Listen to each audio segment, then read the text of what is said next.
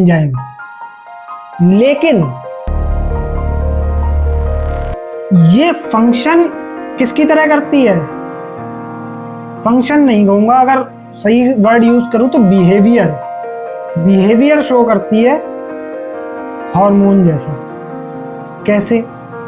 Hormone basically होते क्या है? हार्मोन ऐसी प्रोटीन या फिर लिपिड्स होते हैं जिनको डायरेक्टली ब्लड में रिलीज किया जाता है, वो टारगेट ऑर्गन तक जाके अपना काम पूरा करते हैं।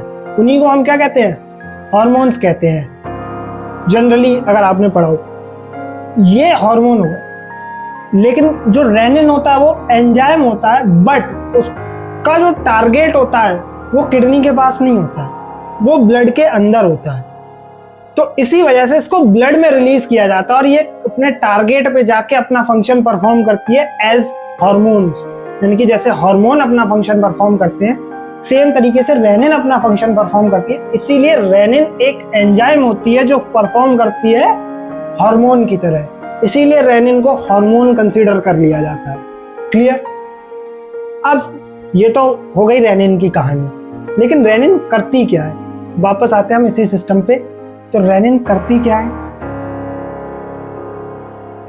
रेनिन के जो काम होता है उसको काम करने के लिए जो क्योंकि हमें पता है कि कोई भी एंजाइम अपने एक सबस्ट्रेट पे काम करती है, तो जो रेनिन का सबस्ट्रेट होता है उसको हम कहते हैं एंजियोटेंसिनोजन।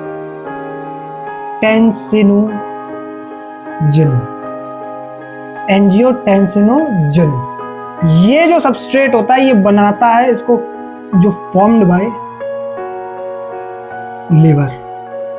इसको कौन बनाता है? लिवर। और लिवर इस एंजियोटेंसिनोजन को बना बना के ब्लड में रिलीज करता रहता है। यानी कि एंजियोटेंसिनोजन बनता है, ब्लड में जाता है, बनता है, ब्लड में जाता है, कोई भी प्रॉब्लम नहीं होती।